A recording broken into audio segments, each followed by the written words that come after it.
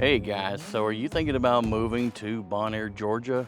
Well, if you are, we've got a couple videos to kind of give you an idea on what it's like living in Bonaire, Georgia, the history and all that good stuff. Well, in this video, we're going to tell you the good, the bad, the pros and the cons of living in Bonaire, Georgia. So let's get started.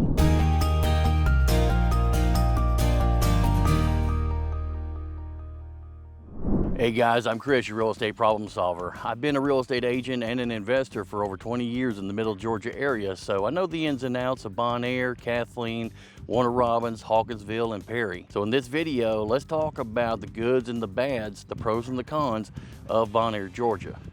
So today we're out here at Ted Wright Park, which is in Bonaire, and as you can see, the kids are getting out of school and they're out on the splash pads and having a great time.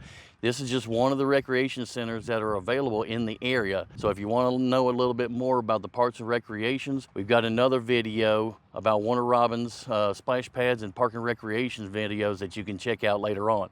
But stay on this channel right here because you want to move to Bonaire and we're going to tell you a little bit about it. So one of the good things about Bonaire, it is very community oriented.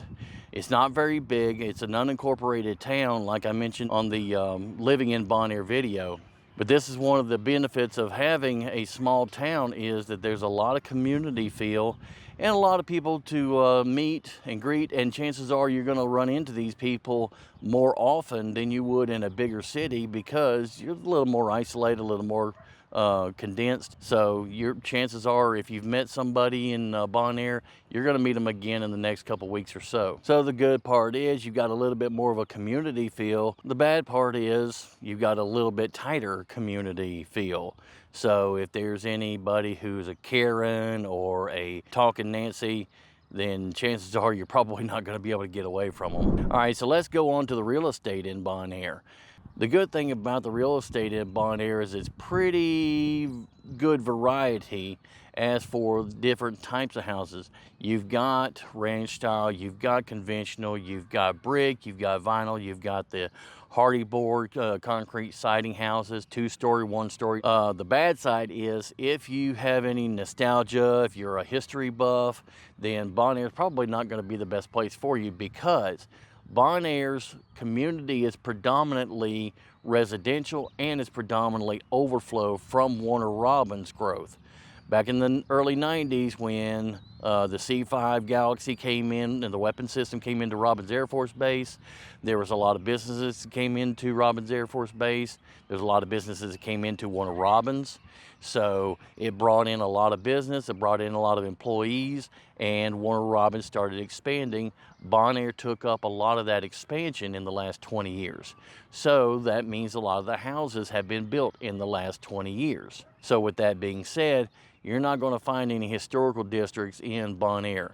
There are a few houses, a few small neighborhoods that were built in the 60s and 70s, but other than that, majority of Bonaire is fairly new. All right, another good point about the pros and cons of Bonaire would be the traffic. Of course, the good side is the traffic is really, really low. As long as you're not going to or from Robins Air Force Base at their peak hours, then you're pretty good. There's not much around here, so Bonaire's population is like, what, 15,000, 20,000 people? So you're not likely to get into a traffic jam anytime unless it's between the early hours of going to base or the later hours of coming from base. Now, of course, Thanksgiving and Christmas, you might as well hang it up. You're not going anywhere. You might as well do a lot of your shopping online because the main roads like 247, Highway 96, Watson Boulevard, Russell Parkway, those are all going to be slap full during Thanksgiving, Christmas, and even Easter because everybody's running out and buying last minute stuff. It's not nearly as bad as Atlanta or Savannah. So even when it's bad, it's still better than other places. Okay, so now, like I said, one of the pros of being in Bonaire is it's a small, unincorporated town. It's got a good sense of community.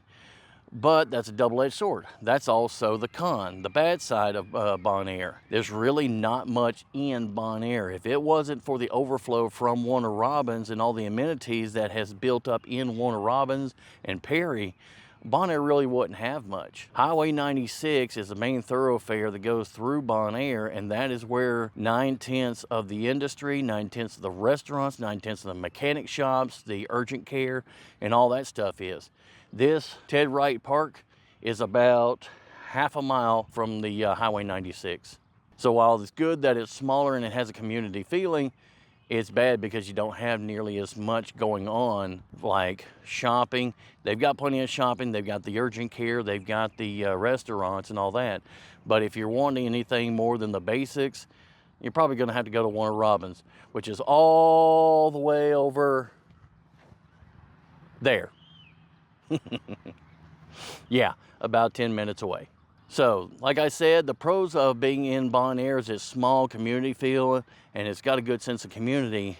But then the other part of it is the nightlife. You're not going to have any kind of a nightlife here. You've got Rocco's Bar, which we go to and do karaoke on Saturday nights, and you've got a few other bars and bistros. But other than that, except for Gold Cup Bowling, which is in Warner Robins, and Rigby's, which is down on the other side of Highway 96, there's really not a lot of nightlife, not a lot of major entertainment in Bonaire. So that is a bad side to being around this area. I'm sorry that the video is so short, but there's really not many bad things about Bonaire other than there's not much shopping, there's no nightlife at all, and there's not a whole lot of industry actually in Bonaire. But since Bonaire is adjacent to Kathleen, Warner Robins, and a short drive to Macon, you're not going to miss it, because if it's not right here under your feet, it's right next door. So I hope this video helps out. If you have any other questions, reach out to me. My information is in the description below, and make sure to check out the rest of the videos to get yourself a more well-rounded idea of what it's like living in Bonaire. And I'll talk to you on the next video.